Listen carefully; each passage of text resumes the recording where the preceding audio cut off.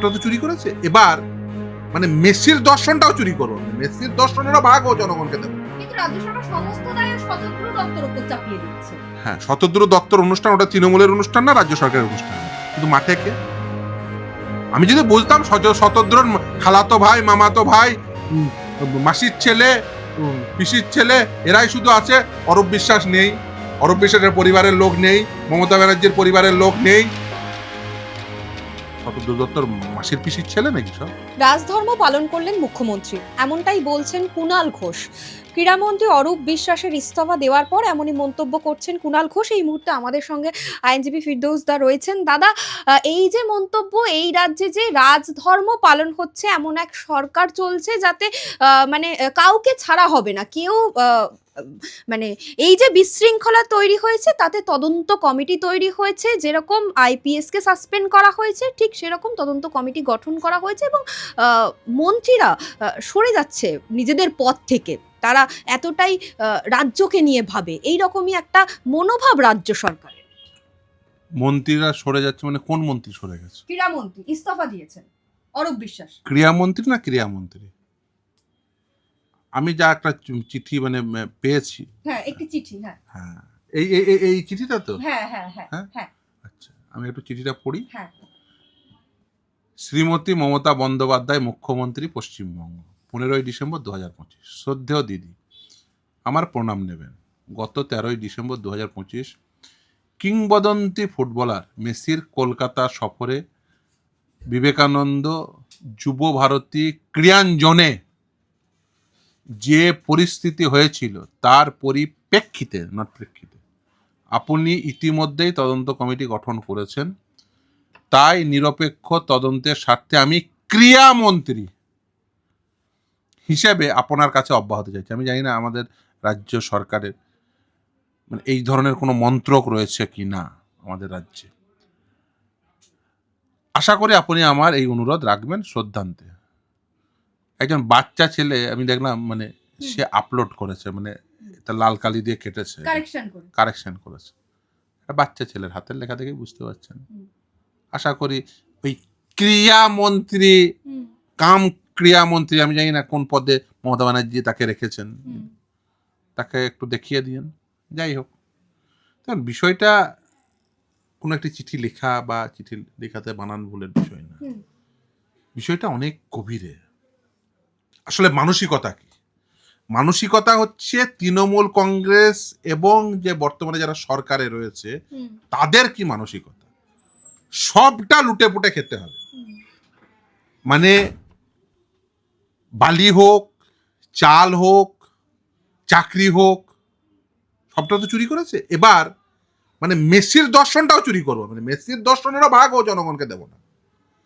জনগণের কাছ থেকে পয়সা নিয়ে আসা হলো মেসিকে, কিন্তু সেই দর্শন মেসি জনগণকে দেবো না। যেমন ভাবে ট্যাক্সের টাকা জনগণ দেয়, ধরেন তৃণমূল কংগ্রেস এবং সরকারকে, তৃণমূল কংগ্রেস মানে যারা ক্ষমতায় রয়েছে আর কি, তৃণমূল কংগ্রেস তো ক্ষমতায় রয়েছে সরকারি দল হিসেবে, জনগণ ট্যাক্সের টাকা দেয়, আর সেই ট্যাক্সের টাকা প্রকল্পের নামে তৃণমূল লুটে পুটে খায়।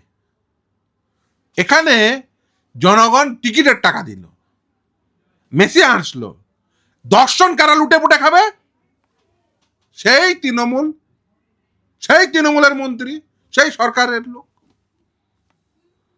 দর্শক টিকিট দিল, টিকিট মূল্য দিল।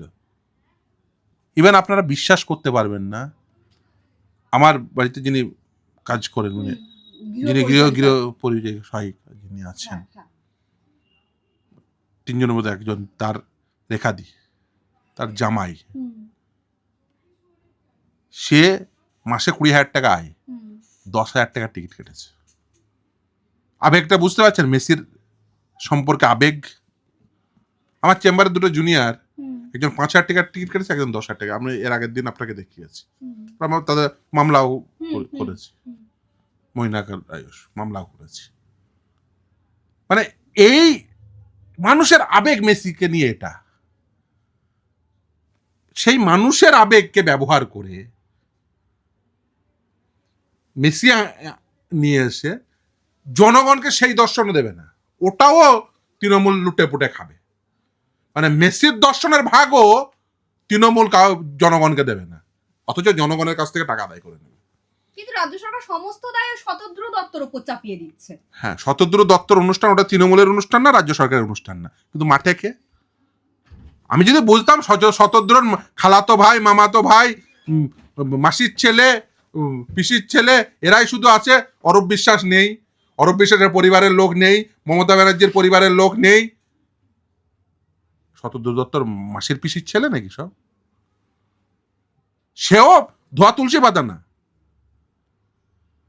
মমতা বন্দ্যোপাধ্যায়রা কি দেখে এরকম দালাল খুঁজে বেড়ায়, যাদের মাধ্যম দিয়ে টাকা তুলবে, যে টাকা তুলে সবটা লুটে পুটে খাবে।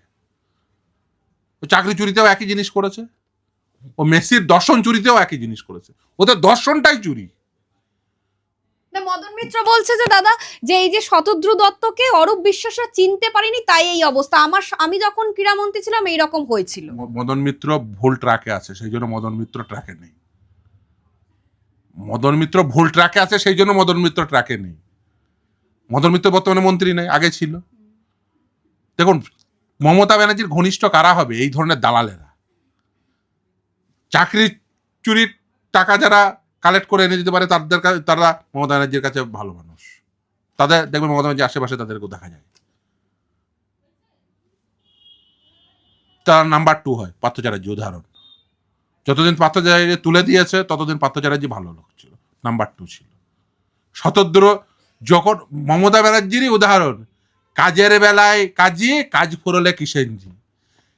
চাকরির বিক্রির টাকা তুলে দিতে পারলে পার্থ চ্যাটার্জি নাম্বার 2।